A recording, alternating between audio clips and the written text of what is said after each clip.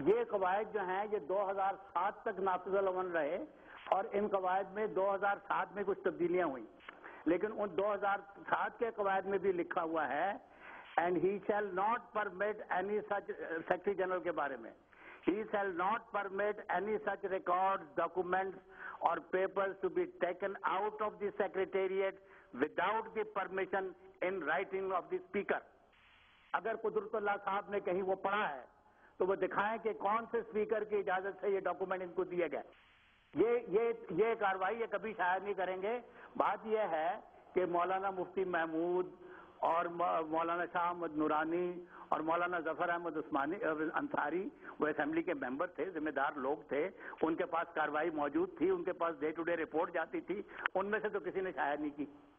ذمہ دار لوگ تھے، ان کے خفیہ کارروائی انہوں نے رکھی اپنے پاس۔ لیکن اگر کوئی ان کا دوسرے درجے کا حاشیہ بردار، دوسرے یا تیسرے درجے کا ادھر ادھر سے ٹکڑے اکٹھے کر کے کوئی شائع کر دے تو وہ تو جعل سازی ہے، وہ قومی اسمبلی کی کارروائی تو نہیں ہے، اس کے اوپر تو کارروائی ہونی چاہیے۔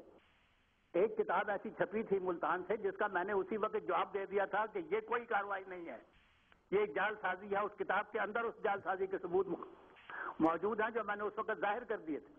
تو مطلب یہ کہ کارروائی تو شائع نہیں ہوئی، انہوں نے شائع نہیں کروائی جو اس وقت موجود تھے۔ مولانا مفتی محمود نے بڑی فتح پائی تھی نا، اس وقت شائع کر دیتے کہ یہ سارا ریکارڈ ہے، اور وہ لے سکتے تھے بھٹو صاحب سے اجازت یا اسپیکر سے اجازت، لیکن انہوں نے تو نہیں کیا۔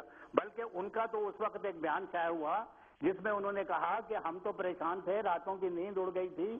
ہفتہ روزہ لولاک میں ان کا بیان چھپا تھا، اس میں شک نہیں کہ ممبران اسمبلی کا ذہن ہمارے موافق نہیں تھا، یہ ان کے الفاظ ہیں، بلکہ ان سے متاثر ہو چکا تھا۔ ہم تو بڑے پریشان تھے کیونکہ ارکان اسمبلی کا ذہن بھی متاثر ہو چکا تھا اور ہمارے ارکان اسمبلی دینی مزاج سے واقف بھی نہ تھے۔ یہ جو دینی مزاج سے واقف نہیں تھا نا، ان کا فتویٰ ان کو قبول ہے، اللہ رسول کا فتویٰ قبول نہیں ہے۔ کہتے ہیں کہ دینی مزاج سے واقف بھی نہ تھے، خصوصاً جب اسمبلی میں مرزا ناصر آیا تو قمیض پہنے ہوئے، شلوار اور شیروانی میں مربوط، پگڑی کا ترا لگائے ہوئے تھا، سفید داڑھی تھی، تو ممبران نے دیکھ کر کہا یہ شکل کافر کی ہے۔ اور جب وہ بیان پڑھتا تھا تو قرآن مجید کی آیتیں پڑھتا تھا، جب حضور اکرم صلی اللہ علیہ وسلم کا نام لیتا تھا تو درود شریف بھی پڑھتا تھا، اور تم اسے کافر کہتے ہو اور دشمن کہتے ہو۔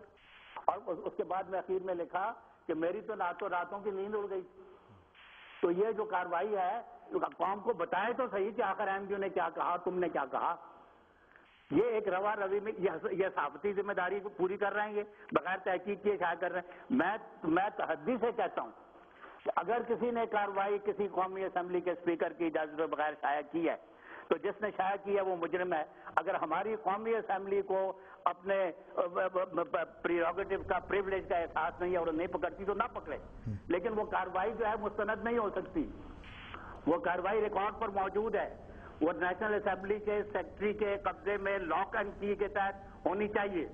اگر قدرت اللہ صاحب کہتے ہیں کہ انہوں نے کہیں سے کارروائی پڑھی ہے تو انہوں نے بھی ایک غلط کارروائی کی ہے، کیونکہ کوئی ان کو پڑھا نہیں سکتا تھا۔ بتائیں کون سے اسپیکر نے ان کو کارروائی پڑھوائی ہے؟ وہ غیر معتبر چیزوں کو پڑھ کے ایک اخبار نویس کا یہ ان سے ہی پوچھ لیتے مجیب الرحمان شامی صاحب سے کہ بھائی صاحب یہ کارروائی کہیں شائع ہوئی ہے۔ اس زمانے میں مجیب الرحمان شامی صاحب کے بڑے دوست تھے الطاف حسین قریشی، انہوں نے اردو ڈائجسٹ میں مضمون لکھا تھا کہ بھٹو صاحب نے بڑی زیادتی کی ہے، اس اسمبلی میں کوئی 1 گھنٹے کے اندر ساری کارروائی ہو گئی اور پھر رات کے وقت سیشن کا اس کا سینٹ کا اجلاس بلا کے کارروائی کر دی۔ تو یہ ساری باتیں تو لکھی پڑی موجود ہیں۔ یہ ایک آدمی روا روی میں بس جی بیٹھے ہیں، کہہ دیا جی شائع ہو گئی جی بھیج دیں گے آپ کو، کہاں سے بھیجیں گے؟ کہاں ہے کارروائی؟ ایک کتاب چھپی ہوئی ہے جو کسی دوسرے درجے کے مولوی نے یہ کہہ کر چھاپی ہے کہ مجھے مولانا مفتی محمود سے ادھر ادھر سے کچھ ٹکڑے ملے ہیں، وہ میں شائع کر رہا ہوں۔ جو ٹکڑے مفتی محمود نے شائع نہیں کیے، ان کے استادوں نے شائع نہیں کیے، انہوں نے کس جانبداری سے شائع کر دیے؟ ان کو بھیجیں میری کتاب سے، دیکھیں گے اس کتاب کی حیثیت کیا ہے جو کسی مولوی نے چھاپی ہے۔ اگر انہوں نے مولوی اور اگر انہوں نے اسمبلی کی کارروائی بھیجی ہے دیکھیے کہیں تو مجھے بتائیں۔ میں آج پھر تحدید سے کہتا ہوں کہ قومی اسمبلی کے قواعد کے مطابق کوئی اسے شائع نہیں کر سکتا، اور ہمارا مطالبہ ہے کہ وہ شائع کی جائے، اس لیے کہ ہم جانتے ہیں کہ ہم نے وہاں پر کیا کہا، اور یہ نہیں بتانا چاہتے دنیا کو کہ احمدیوں نے کیا کہا۔ اتنی بڑی فتح پائی ہے تو کیوں نہیں ظاہر کرتے؟ بالکل قوم کو گمراہ کر رکھا ہے, پارلیمنٹ کو خدا اس کے رسول سے اوپر کے درجہ دے رکھا. ہم کہتے ہیں اگر حوصلہ ہے تو آج بھی خدا اور رسول کے فرمان کے مطابق ہم سے آج بھی بحث کر لو.